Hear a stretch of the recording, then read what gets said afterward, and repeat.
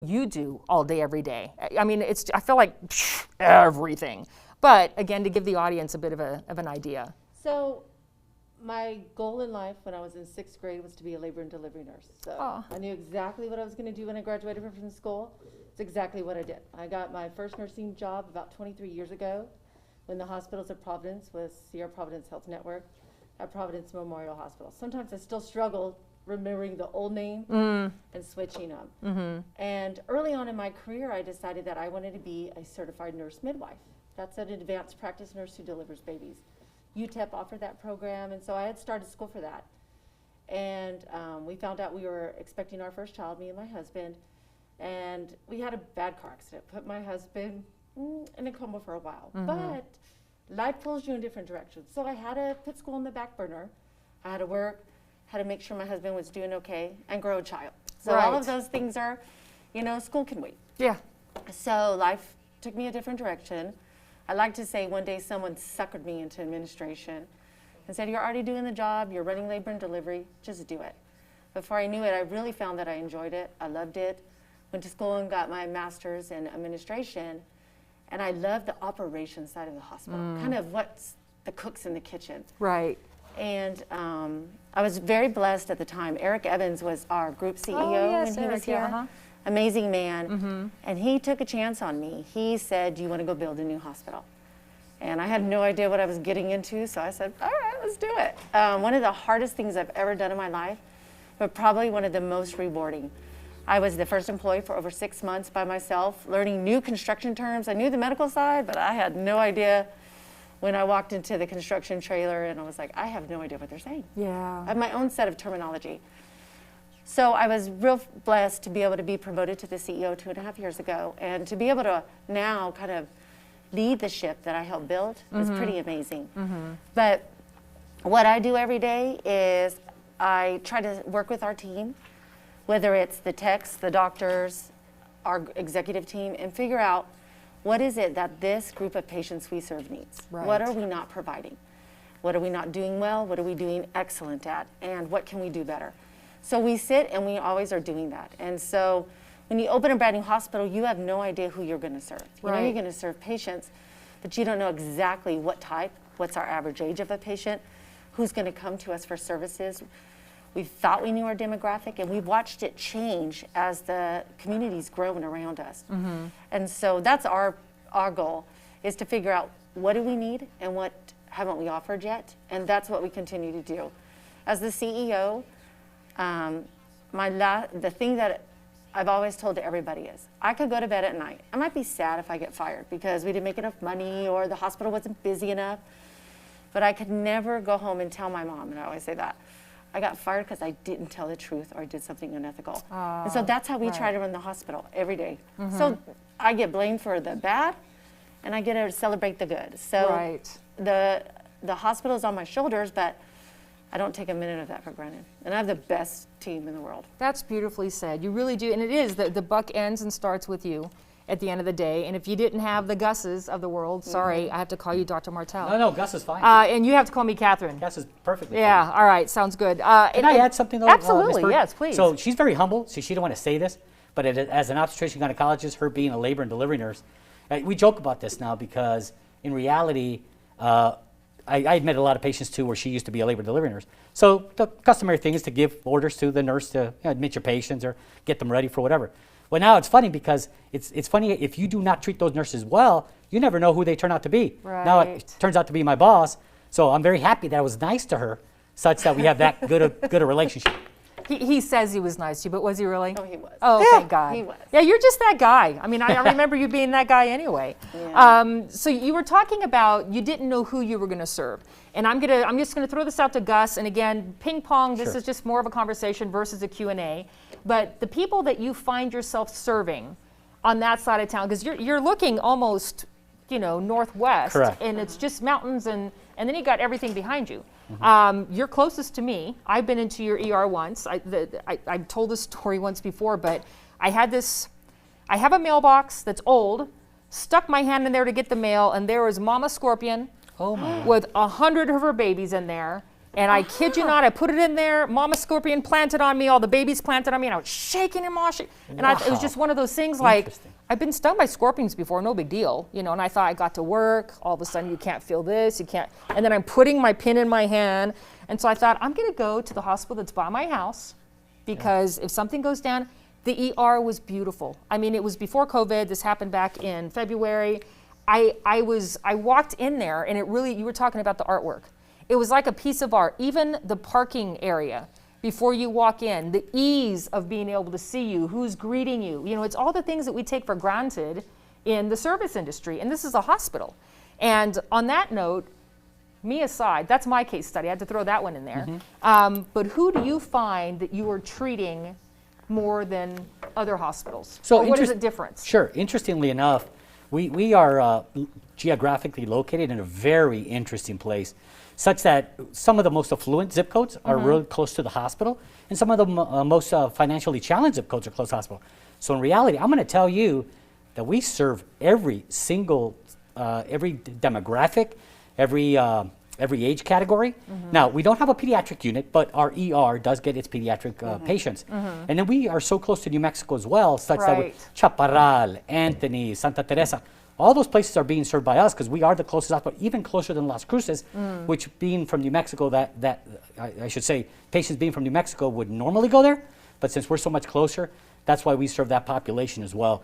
But it's very interesting. Our patient population, average age is about 62. Is it? Yeah, because we have a lot of the much more mature neighborhoods that we service. Right. But we see a lot of unusual conditions in patients because a lot of the people that live in the financially challenged areas, they don't see doctors. Right. So they don't have any follow-up. They show up to our ER for the first time ever.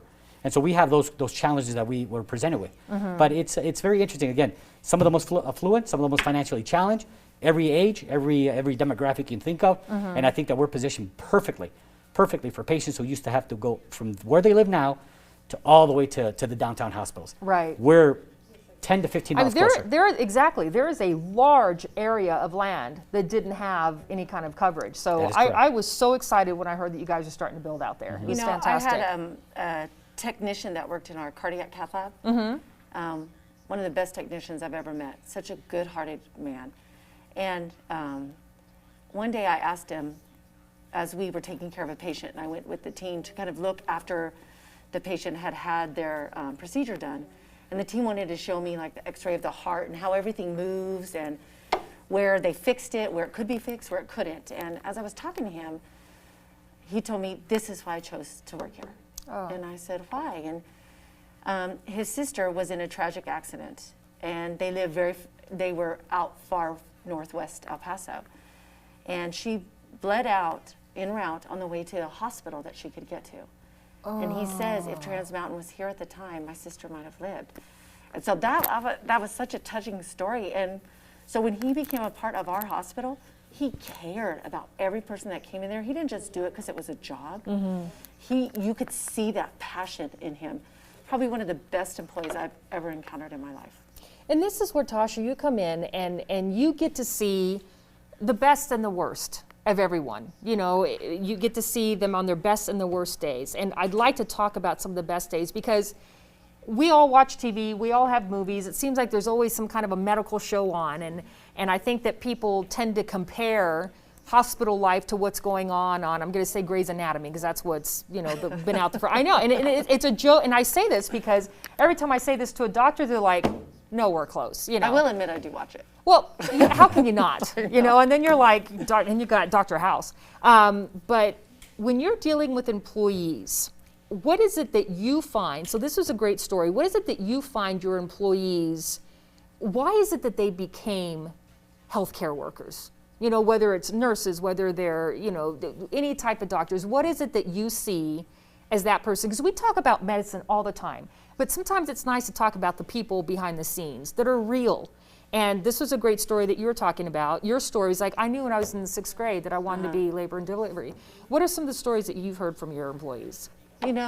Majority of the time what you hear is a lot of times they were there to help their grandmother or help their dad, or they watched somebody go through an experience in a hospital, and one particular person touched them, and they wanted to give back, and they loved that aspect of caring. I can't tell you how many times that as we've interviewed even just the doctors coming in to possibly relocate to El Paso to help us in the hospital, we always ask them the question, did you have a person in your life that kind of changed the direction you chose to go? And I can't tell you how many times that was even somebody within already their medical journey. And 95% of the time, we hear that it's because they want to help people or be there or give back. I even had a housekeeper one time. Some people think, oh, they're just cleaning the hospital. Well, if they don't clean the hospital right, the next person going in that room could get whatever the previous person had. Exactly. And that housekeeper believes, as rightfully so, their job is to save lives. And they do. And so everybody in our hospital is responsible for saving somebody's life. Whatever they do or don't do can impact that. And majority of the people that work in my hospital, I truly, truly believe that that's how they feel. Yeah. And I could just, I mean, just listening to the two of you, you have such heart when it comes to this. Gus, Dr. Martell. Please, Gus is fine. Doctor, no, you earned the doctor. You did, you earned it, and I respect it.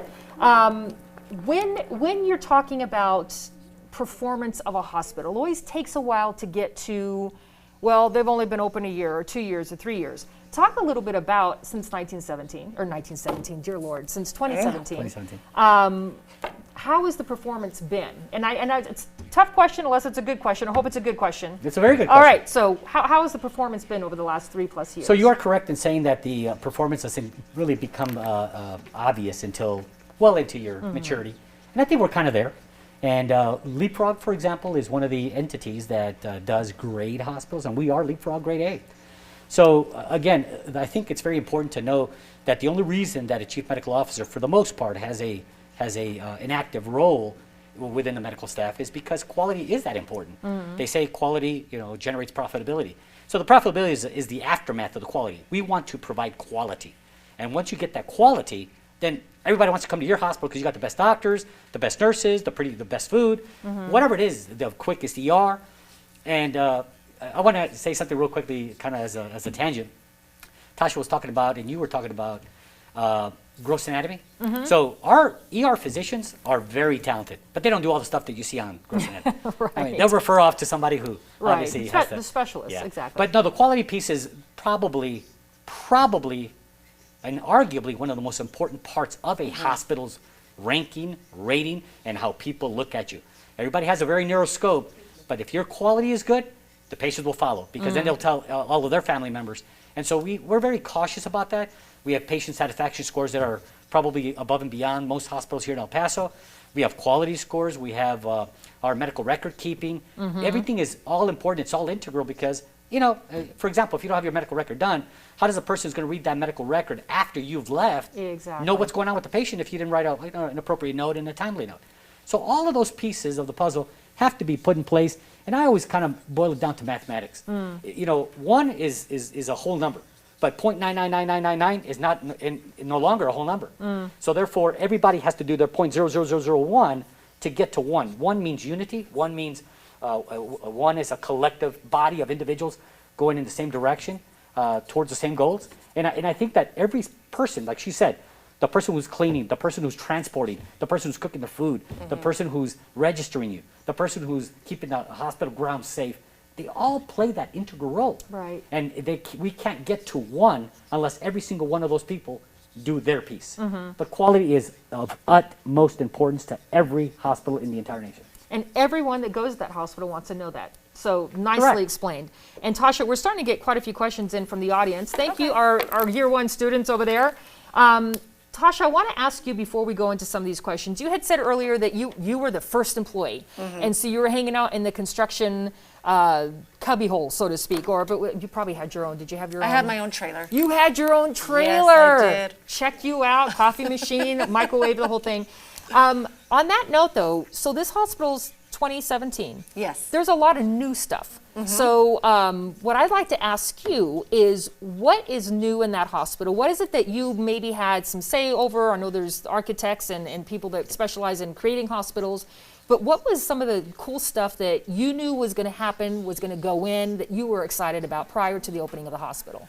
I mean, it's very rare that somebody gets to sit here and say, yeah, there was nothing there, and boom, there it was. Yeah. And I kind of got to be a part of the conversations of what was going to be put in the hospital. So one thing is, not everybody knows, but inside our hospital, we have in the four corners of the foundation is our Bibles buried in each corner.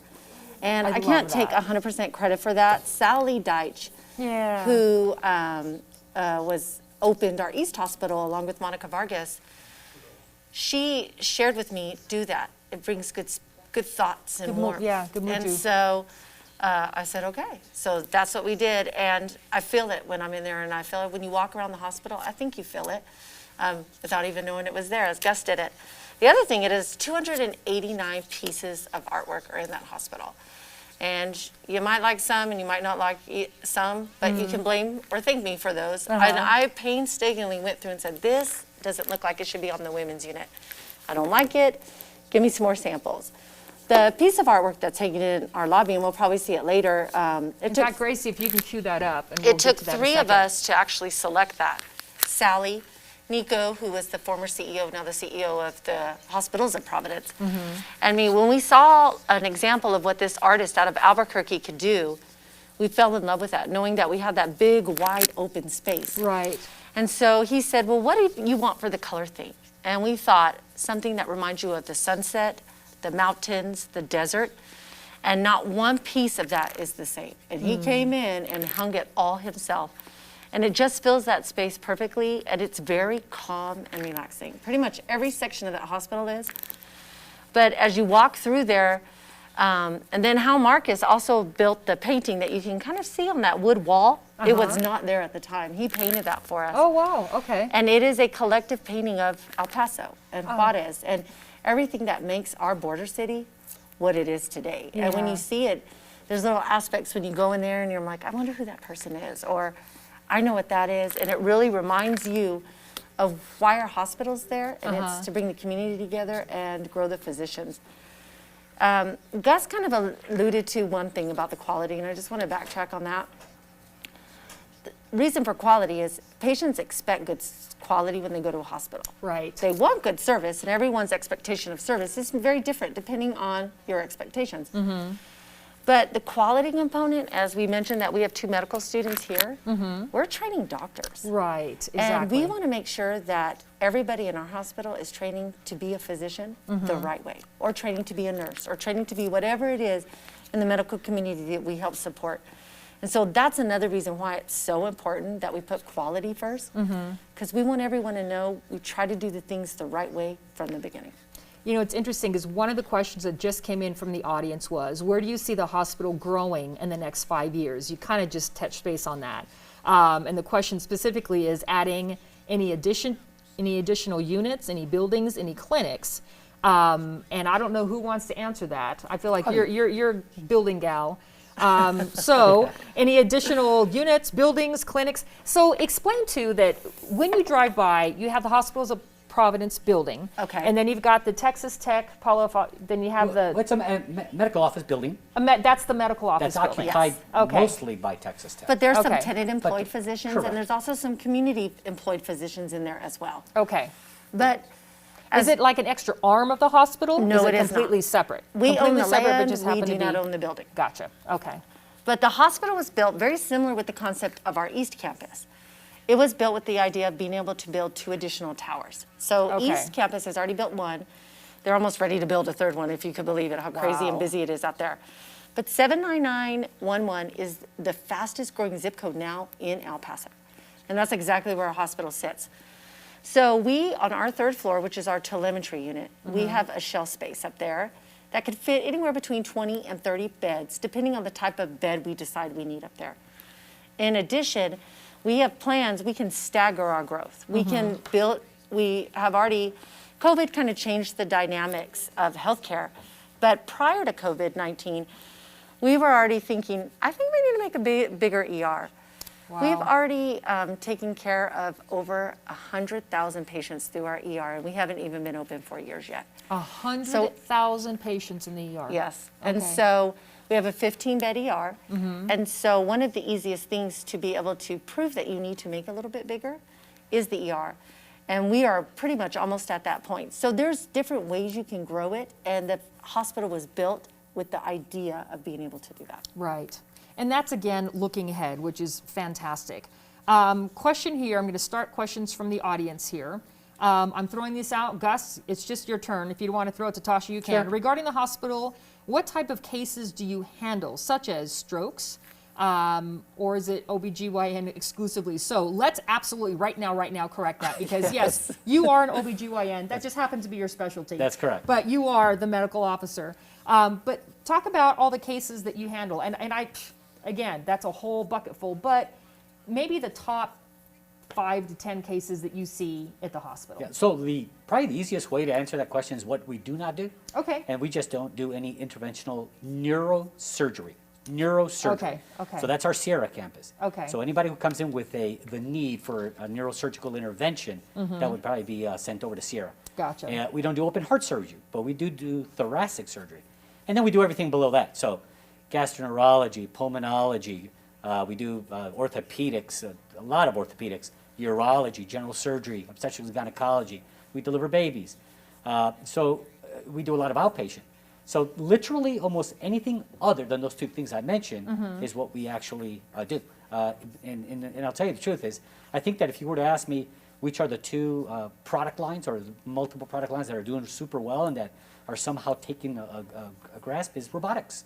Robotics, yes. We're actually the market leader in robotics right now. Yeah. We're actually asking for a 4th robot. We have 3 robots right now, and we're asking for a 4th robot because it's that necessary.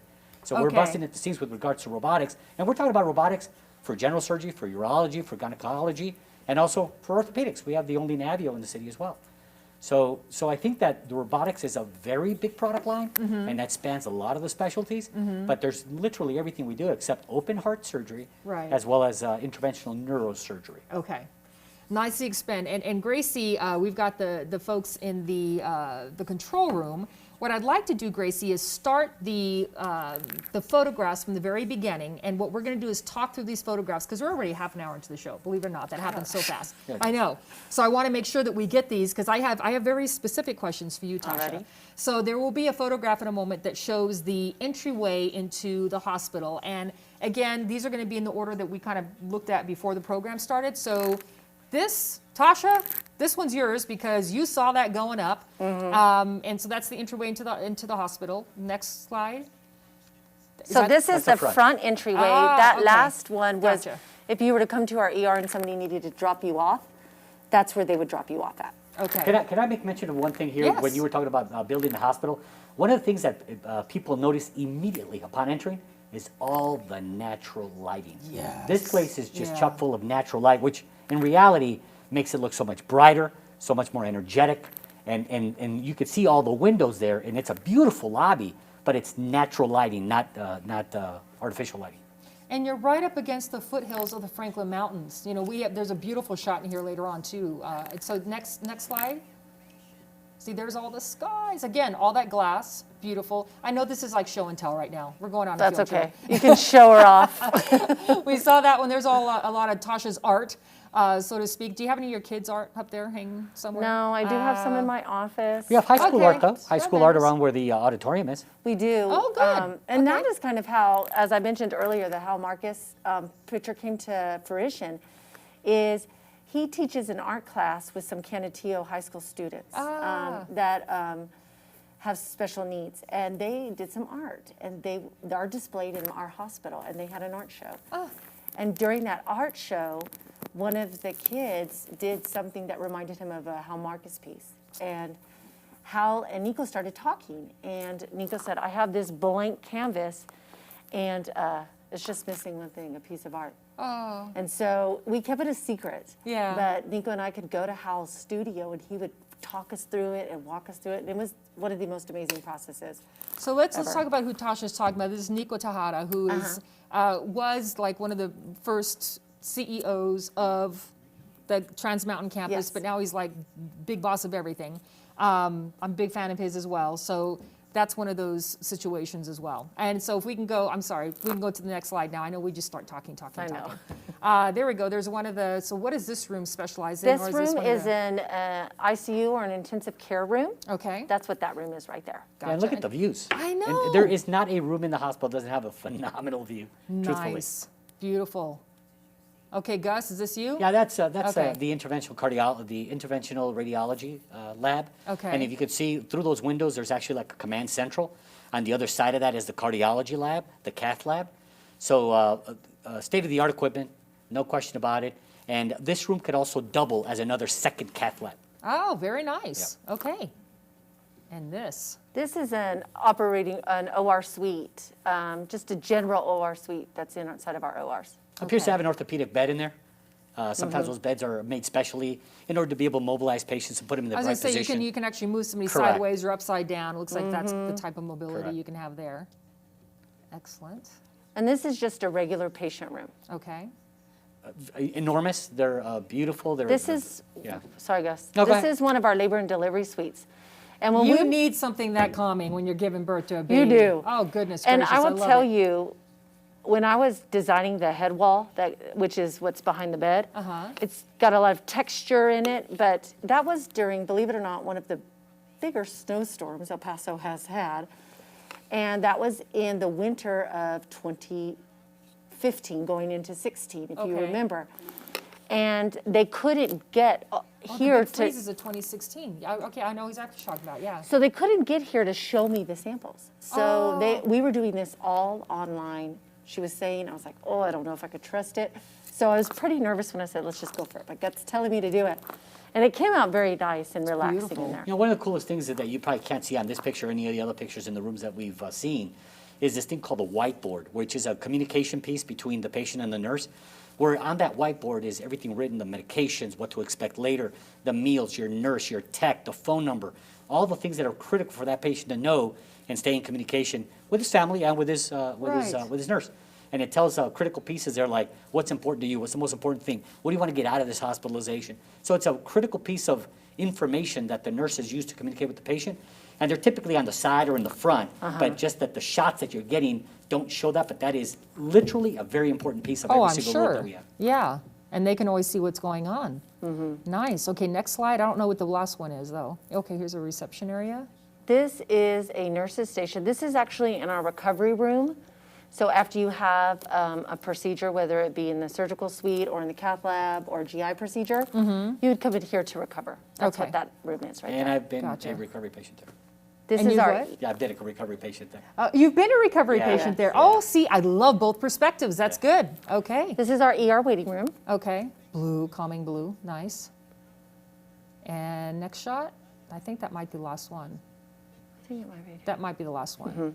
So that, I just wanted to make sure that we got to all of that before the rest of the questions. And sometimes it's just really nice when you can visualize what people are talking about at the same time. So I have a couple of questions here from the audience still. Tasha, specifically for you. Okay. How does a former nurse transition to the role of an administration person? How does it change your perspective, and how does this influence a physician's day-to-day operation? So that's from the audience. That's not like a pre-whatever question. Somebody out there really wants to know. Maybe it's your mom. I'm not sure. I don't think so.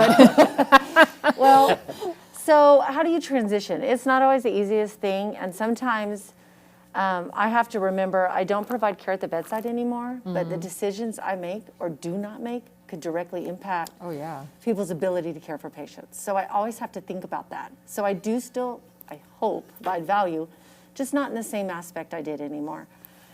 I believe from being a clinician and a nurse, I understand some of the science behind what's happening to the patients. You just can't turn that off. Right. We studied very hard to get to understand that. And I think it helps because doctors know that I'm a nurse.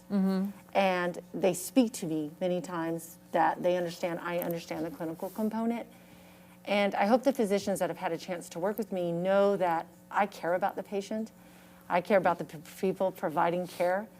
And I hope they see that. And I also hope my nurses see that sometimes the things in life aren't me giving you a piece of candy, which they do love, and we try to do that. Right. But sometimes just giving me a moment to eat a piece of pizza and have a drink between my patients in a really busy day can totally change the day, that whether or not I'm having. And so try to keep all of those things that I've experienced as I experienced a brand new nurse in training and how people made me feel, trying to experience my best days, my good days, one of the worst days when I lost a patient.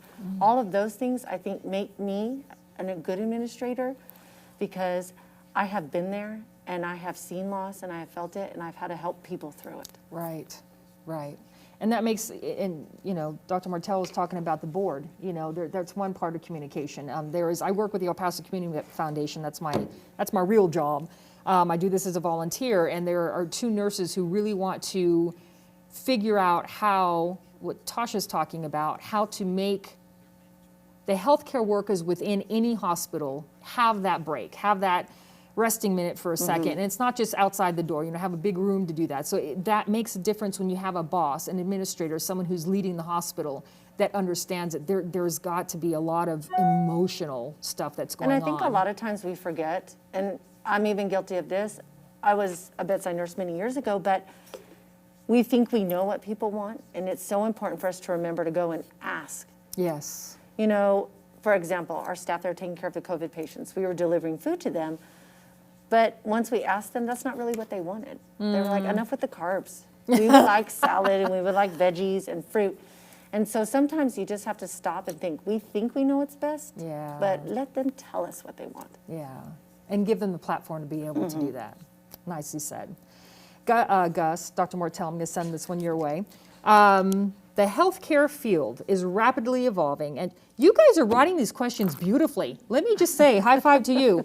So the healthcare field is rapidly evolving and juggling patient care with administrative costs. So I don't always like to talk about costs on this show because it's really try to make it medical, but it's a real thing. So with the administrative costs, how does your hospital juggle the responsibility of care and also the huge medical costs that come along with that? And maybe in this point too, we can talk a little bit about COVID and how you are differing some of your procedures right now because that costs extra now too. There's more cost that goes along that. And Gus, answer that any way you'd like to answer it. And feel free to hop on in. Okay. Well, I need to make sure that everybody is crystal clear to everyone that quality, as we spoke of earlier, and the care of the patient trumps everything. Right, It trumps right. really cost. It trumps that you're tired, that you did an extra shift. It trumps everything. That is why we're here. That's why we're open. That's our mission. Right. Now, unfortunately, you're correct. Healthcare does cost quite a bit in COVID.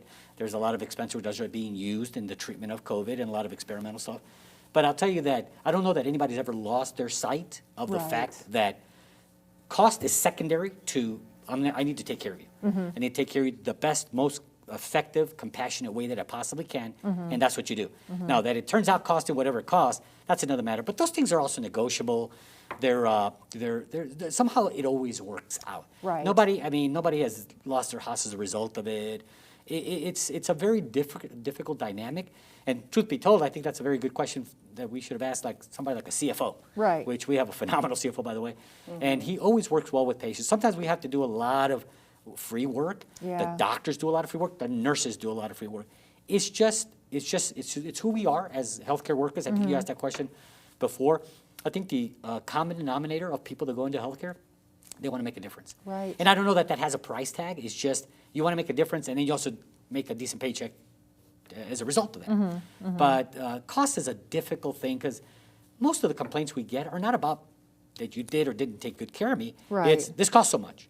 And then they come and they complain and they write letters about, I don't think it should have cost as much. Well, those things are above and beyond sometimes the control. Right. They're pretty fixed prices, but because And then of you have insurances. exactly. Yeah, That's some it. do And have I'm not insurance, going to make some you go into don't. insurances. That's kooky. It's a very complex dynamic of the kind of marrying both the quality, but the quality does trump the cost. And I will that I say need that to. that's one reason also why the nurses and the techs and everyone taking care of the patient, including our physicians, they have no idea if the patient's funded or not funded or who the type of what the type of funding is, why they're caring for the patient, why the patient's in our hospital.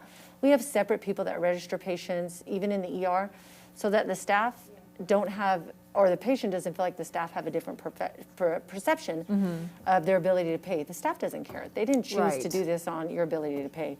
They did it because they want to. And so that they have no idea how your bill's getting paid, and they don't care. And they don't care. The right. bottom line, it's about helping you, helping you all the way. Question here from the audience. We've already talked about this one, so here's another question that I have. And Gus, it kind of goes to what I was asking you earlier, but You've been open a good 3+ years now. So actually, I'm gonna throw this Tasha's way first, and then guys, feel free to Sure. pop in.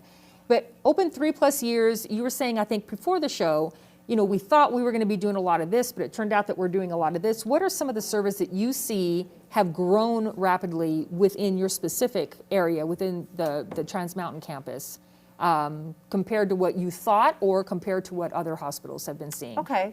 So as Gus kind of alluded to, our average patient age is 62. So we've seen a lot of orthopedic surgery. And we have some amazing orthopedic surgeons that service the patients at our hospital. In addition to that, as Gus talked about robotics, when we opened, we didn't have a Da Vinci robot to be able to do those procedures. Within 6 months of opening, we were fortunate enough that our corporation gave us one. And then we were able just to build off that because there was a need.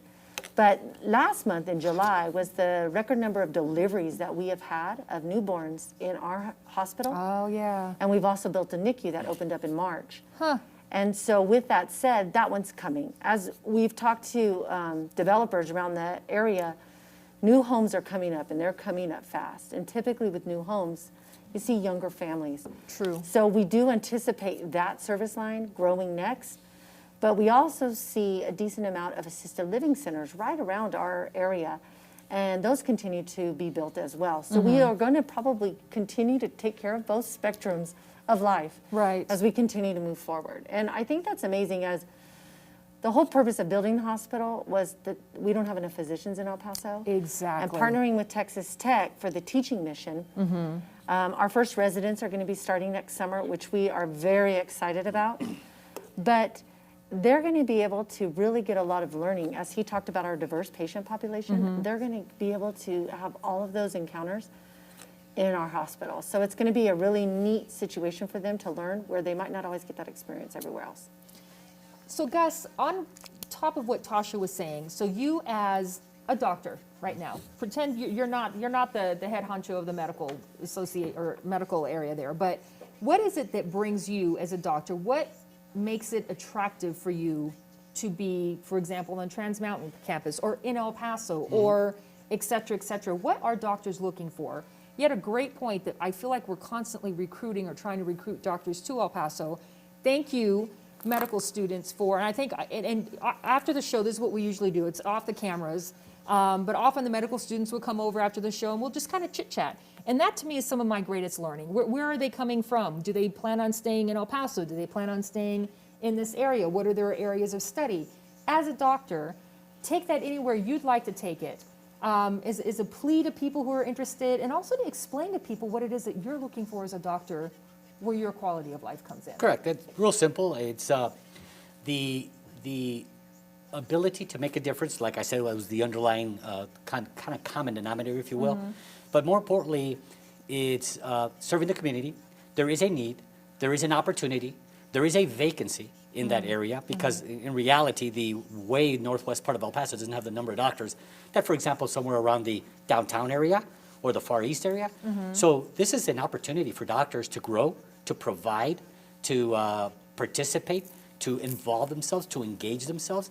And I always say to doctors that I go and tour for the hospitals, so I do that very frequently, is you can literally plant your flag and say, this is Gus territory.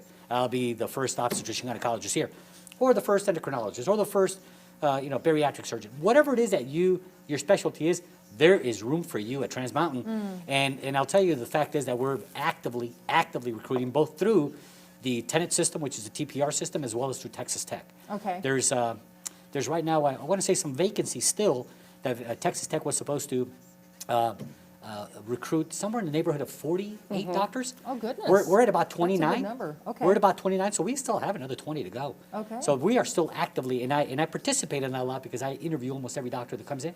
But that's what brings me there. Okay. And like she said, the NICU, doctors were a little reluctant. Yeah. They were a little reluctant to go deliver babies there that might be kind of delivered prematurely, Right. or with some medical problems, because sometimes that's unforeseen. But once you have the NICU, now you rest assured that the baby that you deliver and the mother that you're caring for is going to have the care that they need, and it doesn't have to be transferred. It could be Yes. cared for in the same facility. Yeah. So the resources are very important, and like I said, the opportunity.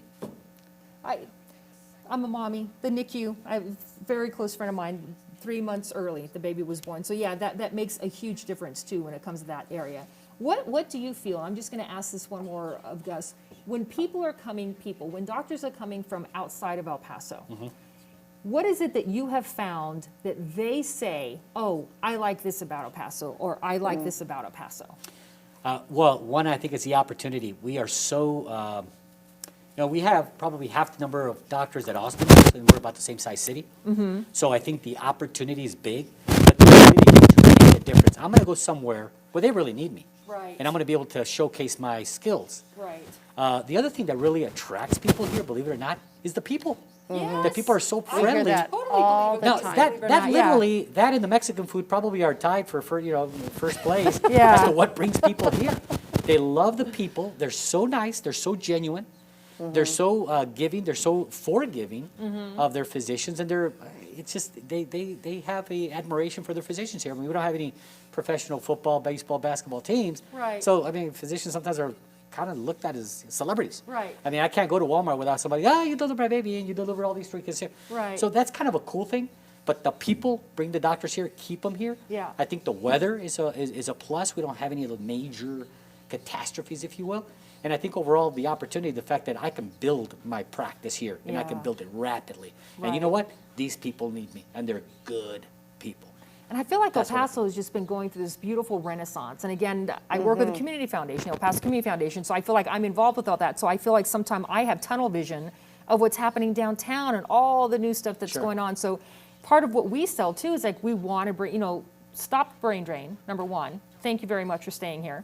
And just bringing people to a place that they haven't been before. And once they come here and they live here for a little while, medical students, and it's like, oh, this place is pretty cuss-wordingly cool. Yeah. So I love that about it. Question here from the audience. How does the unique culture of El Paso influence you as individuals and professionals? And how does this influence the care that you know what, you kind of just answered that question. That was a question here from the audience. So I'm going to go to, when we're talking about affiliations with Texas Tech University healthcare system. So I want to talk about that because I feel like that's one of the most, not confusing, but there's a lot going on there, but not a lot of people really understand what's going on there. You gave me a big old hunk and nod, so Tasha, you get to start on that. So again, what is the partnership?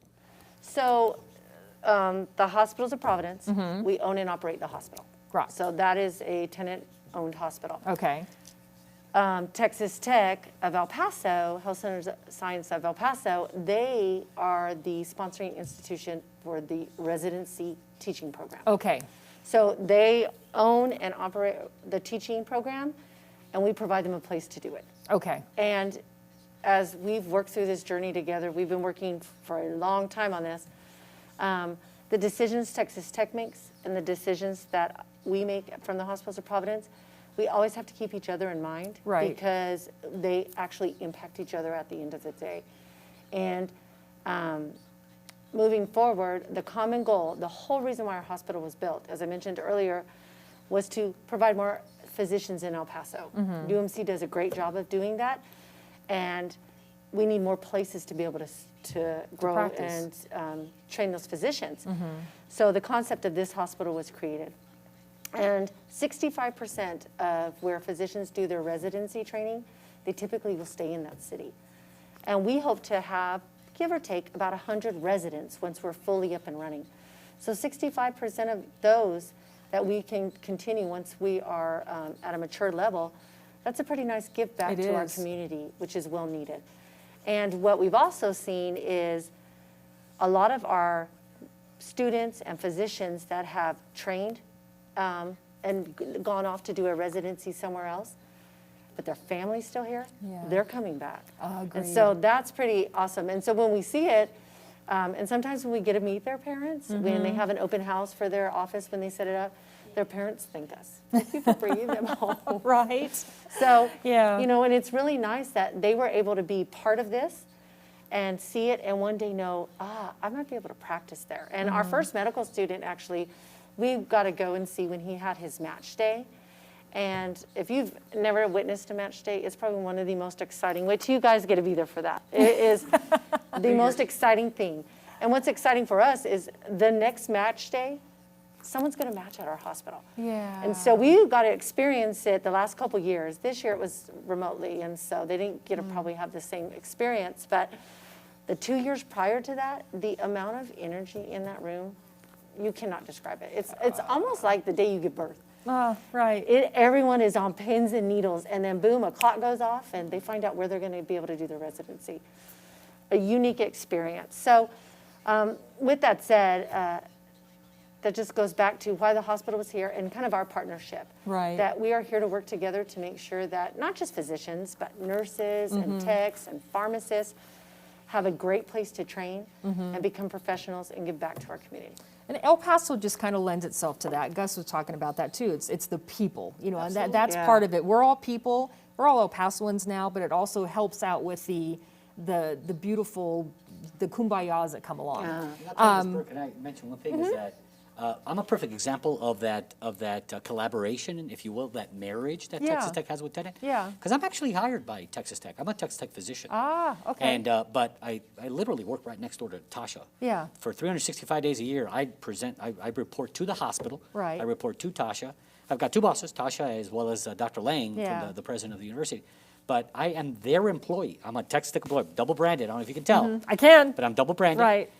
But I work 99% of the time. I'm in the hospital working with Tasha Right. and the administrative team there. But that's testimony to that collaboration where Texas Tech has me there to be their chief medical officer, but work in collaboration with Tenet and with Tasha. Yeah, And makes I perfect think sense. it's that in itself speaks volumes of that marriage. It's a very, very significant relationship that they have. Well, we've got about 6 minutes of the show left. It goes super fast. So what I'd like to do is see if there's anything that we have not touched base on yet, or something that we have that you want to elaborate on before we close the show. Well, I'd like to just tell you about a patient that we once had there at Transmountain, kind of testimonial to the care that's rendered there.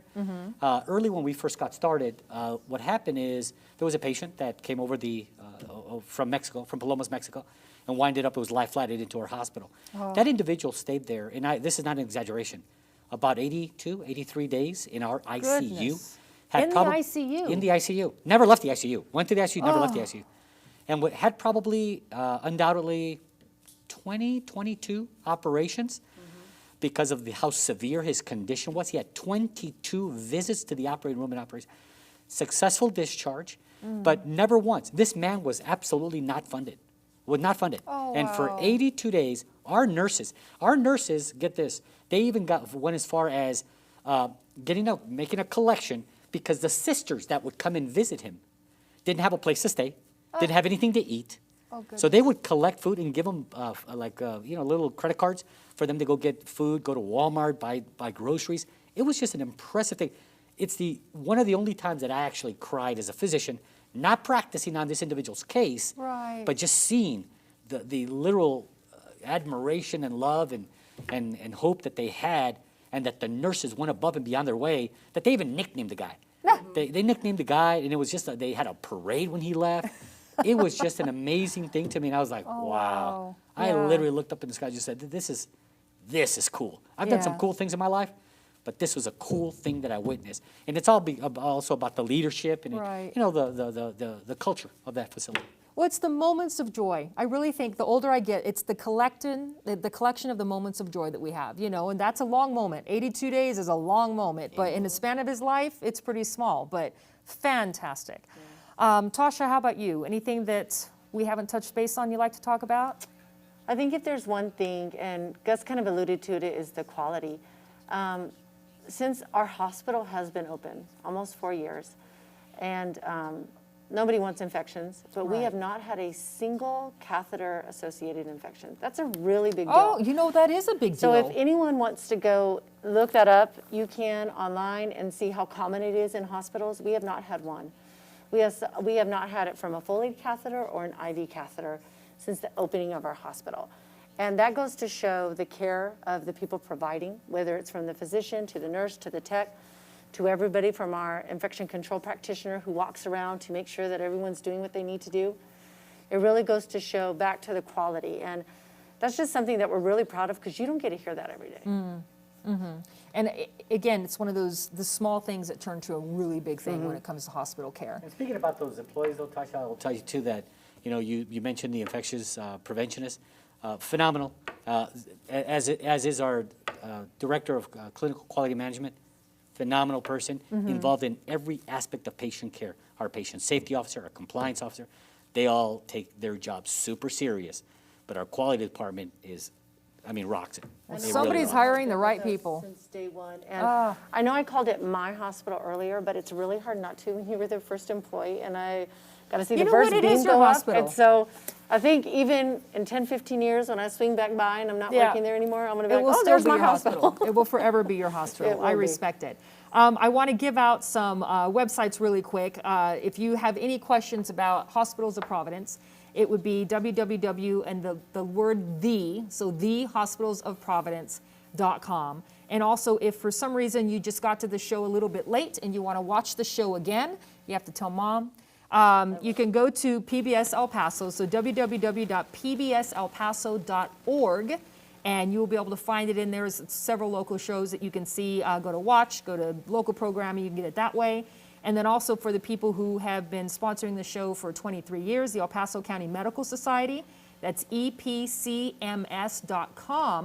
and you can find the show on there too. I want to say thanks again very much. I am going to call you Gus right now. Please. Gus, my Omlanda Kai, big brother, and so much to Tasha Gibson Hopper, who, again, I just love your family, and to Tenet, the Hospitals of Providence, for underwriting this program this evening, and a huge thank you, and I just got your names to go away, to Sean and Sarah, who have been answering the telephones, and not just answering, I have to say, you guys get the gold star of really giving me the questions the right way. I mean, you beautifully thought out. A lot of times it's like 1, 2, 3 words. You guys did great. You've been watching, again, the Hospitals of Providence Trans Mountain Campus, everything that's new and happening over there.